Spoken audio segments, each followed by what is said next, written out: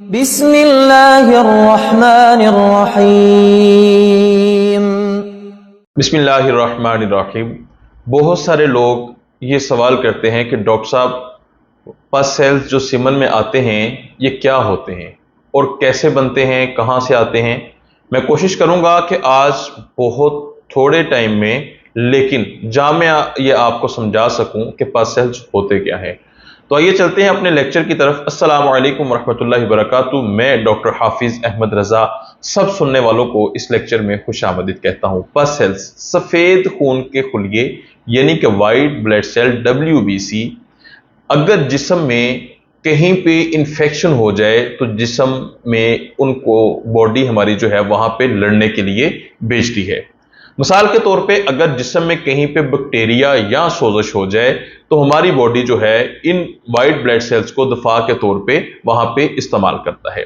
लेकिन अगर इनकी तादाद वहां पे ज्यादा जमा हो जाए तो इनको पस सेल्स कहा जाता है। और अगर ये पस सेल्स सीमन में आ रहे हों तो इससे आप अंदाजा लगा लें कि वहां पे किसी न किसी जगह पे सोजस या इन्फेक्शन या बैक्टीरिया ज्यादा मिकदार में मौजूद है।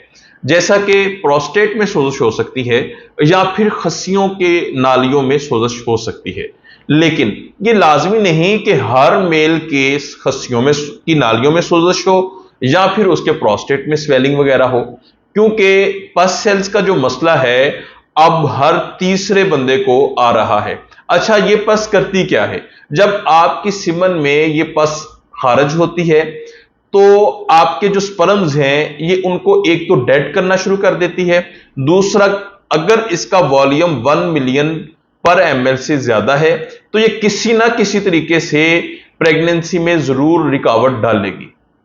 क्योंकि मैंने बहुत सारे ऐसे पेशेंट देखे हैं कि उनके 60% एक्टिव स्पर्म्स होते हैं लेकिन सिर्फ पस जो है वो 4 से 6 मिलियन भी आ रही हो तो प्रेगनेंसी होना बहुत मुश्किल हो जाता है। अगर हो जाए तो काफी दफा खुदा ना खास्ता पहले तीसरे महीने जो होते हैं इनके अंदर मिसकैरेज भी हो जाता है।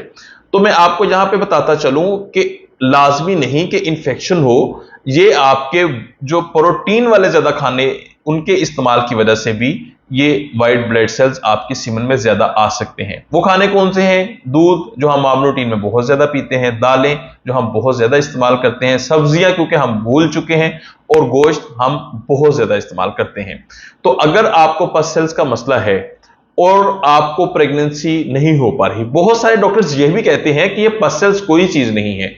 हालांकि मेरे पास ऐसे भी केस आए कि जिनको 15 साल से प्रेगनेंसी हो नहीं पा रही, उनके स्पर्म्स उनकी बॉडी की इम्यूनिटी ठीक होने की वजह से स्पर्म्स बिल्कुल ठीक आ रहे होते हैं, लेकिन साथ पस भी 15 से 20 मिलियन, 10 से 12 मिलियन या 8 से 10 मिलियन आ रही होती है और प्रेगनेंसी नहीं हो रही होती। तो आगे कंप्लेन करते हैं, डॉक्टर साहब हमारी बिल्कुल रिपोर्ट हो गई है लेकिन प्रेगनेंसी नहीं हो रही होती।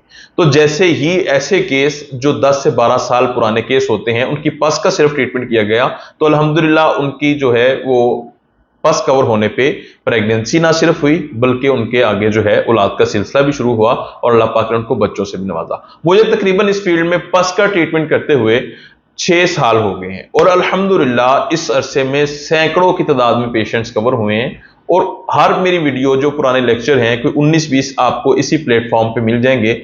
सैकड़ों के हिसाब से यूट्यूब की वीडियोस के नीचे आपको कमेंट्स मिलेंगे जिनके बच्चे हुए, और ऐसे लोगों के भी कमेंट्स मिलेंगे कि किसी का 15 साल बाद, किसी का 20 साल बाद जाके भी जो पस का मसला था वो नहीं हल हो रहा था, वो हल हुआ और अल्हम्दुलिल्लाह प्रेगनेंसियां हुई। तो अगर आपको पस का मसला है और चाहे कितना ही टाइम गुजर चुका है तो इसको इग्नोर मत कीजिए, मेरे क्लिनिक तशरीफ लाइए या फिर ऑनलाइन व्हाट्सएप पे कांटेक्ट कर सकते हैं।